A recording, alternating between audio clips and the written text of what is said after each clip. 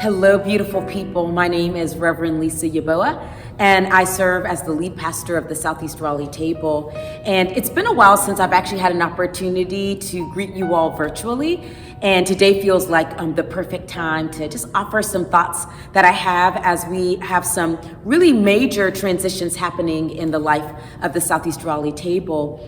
First, I hope that you had a glorious Thanksgiving wherever you might have found yourself on Thursday, that you were surrounded by love, that even if you were alone, that you were a great friend to yourself and sensed God's presence among you, that maybe God was your gracious table host that day. For those of you who might have been with family members and friends, I pray that it was a time of peace, that it was a time of reminding one another of the beauty of getting to be physically present to each other, and that especially in the midst of a pandemic, the great joy when we can gather and do so safely. This Sunday, November 28th, we are going to have a virtual worship experience, which is different because since August 22nd until November 21st, our community has been worshiping outdoors. It has been a glorious season of us learning, being adaptive and flexible, going through the summer months into the fall months. And this community could not be more gracious in their ability to pivot.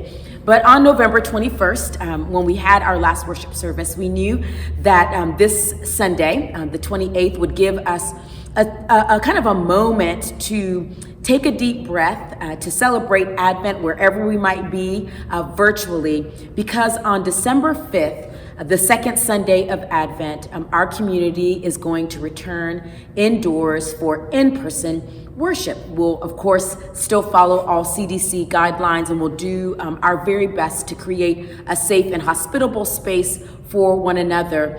But since March 8th, 2020, we have not actually physically been in this space for worship. And so December 5th will be a glorious day. It will be a glorious day.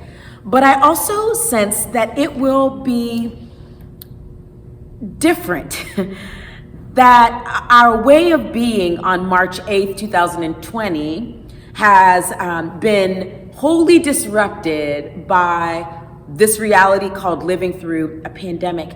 And I just want us to prepare ourselves for the ways in which it may feel a little more awkward, in the ways it might take us a bit more time to rest in worship indoors, and that we wouldn't critique ourselves, but that we would give we'd give one another space and also grace and gentleness and patience to find out and develop a new rhythm of indoor, in-person worship.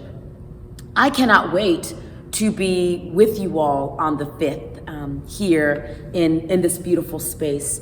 And I'm more than okay to sit with however it's going to be different than what our rhythm of life together looked like over a year and a half ago when we would gather in person indoors together. So come knowing that it's going to be different, but I also hope that you will come with the spirit of anticipation that it's still going to be beautiful, that God is going to meet us here in this place, that breakthroughs are going to happen in this place, that high praise is going to happen in this place, that quiet and stillness will happen in this place, that lament will happen in this place. It might feel different, it might look different, but the God of life who created the heavens and the earth has not changed and will show up for us in mighty and powerful ways. And so a spirit of expectation and anticipation is never a bad thing to have whenever we are in seasons of transition. The last thing that I want to share is just my overwhelming thanks as your pastor for your spirit of resiliency and your patience and your level of adaptability in this season. I mean, we have had twists and turns and ups and downs, and we're going to do this, and now we need to pivot, and we're going to do that. And I can honestly say that I have never received an email or a letter or a phone call with anyone coming from a place of complaint. We have definitely voiced concerns. We have definitely wanted to be hospitable to each other and show gestures of care to each other. But there has never been a level of complaint. Now, maybe you are complaining where you are right now. You just never sent the complaint to me. But I have to say, you have reflected a measure of Jesus that I hope you will never, ever, ever, ever, ever underestimate. Your willingness to hold holy things loosely, your willingness to allow the Spirit to move us is not something to be taken for granted. So I simply want to say I am so grateful for you. I love you so very much, and I love the ways in which I have seen how love has grown us.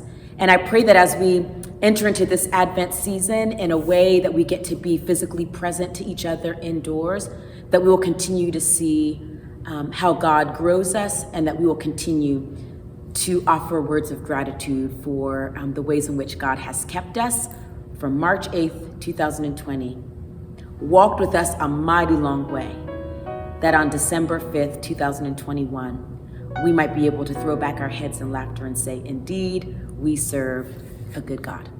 Grateful for each and every one of you. Cannot wait to see you soon.